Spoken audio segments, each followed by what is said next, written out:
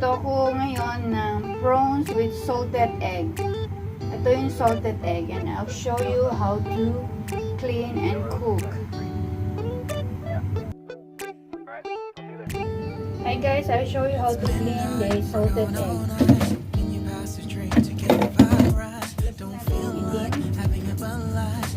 Nakabalot o overegg.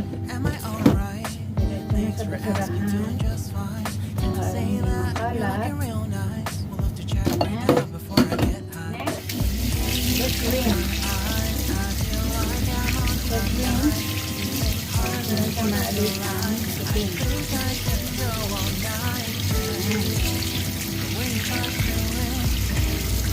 Next na gagawin natin is magpakulo ng tubig. Yan, ready na ang ating tubig at ilubog ang salted egg.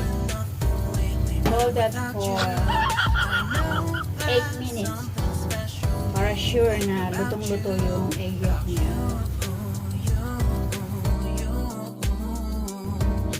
Next step guys, to devein the prawns. Devein natin, right? As I show you before in my other video, how to devein the shrimp or prawns. Devein na natin ang kanyang head and legs. Legs.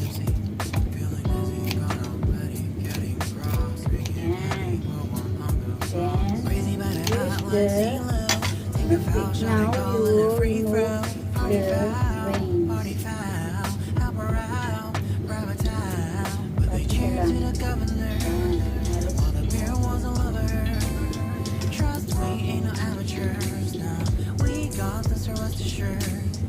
When I think out loud, there's always a crowd. Smoking heavy cloud, feeling good right now. People sitting by the wall and they're leaning. Somewhere lying on the bell is dreaming. Hindi masyadong I've been feeling nothing lately when without you. I know there's something really special made me think kagaya ng about you. iba About yung itim na itim. O ito kagaya nito, you. ang itim. Pero isa lang ang aking nakuha na maitim. Very clear lang yung iba. It means malinis. Dahil hindi maitim. So, ayan. Hindi pa masyadong maitim. Kaya yan, na-devein na. Just rinse. Rinse na natin.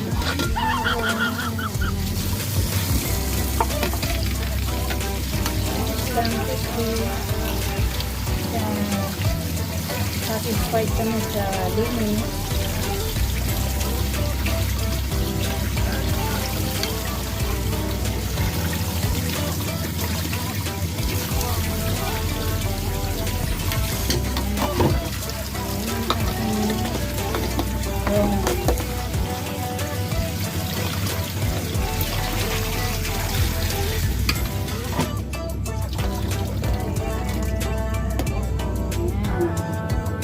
Side habang ako'y magagayat ng konting bawang.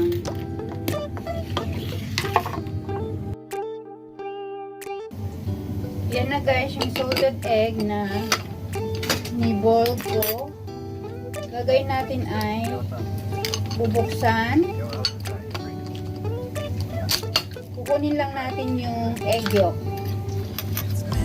Yun lang ang gagamitin ko para sa prawns. Ito.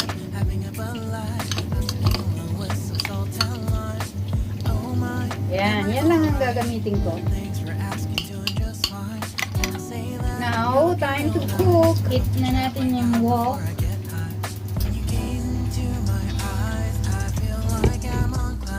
Yan natin ng oil.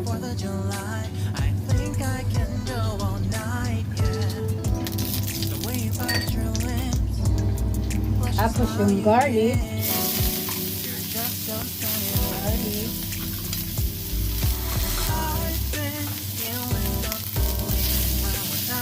Brown na agad.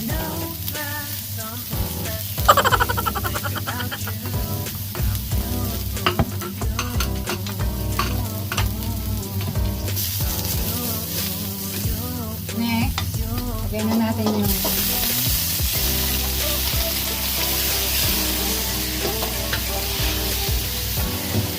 mabilis na lutuin to guys. See? Nag-change na agad yung color.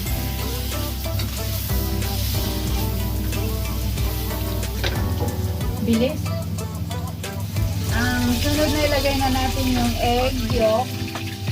Yung salted egg. Ito siya. Lagay natin lahat. Ganyan lang kabilis. Ganyan lang. Haluin ng haluin. Hanggang sa makoat ng salted egg ang brown. Ganyan lang.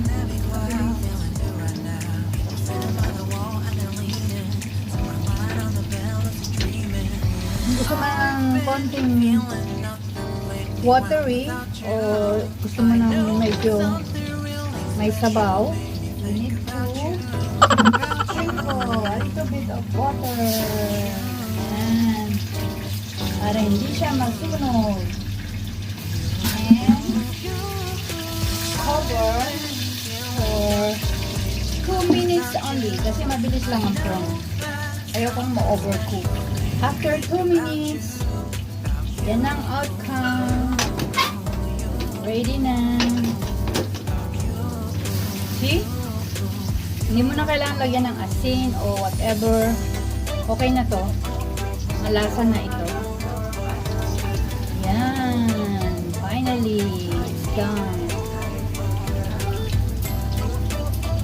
Thank you guys for watching.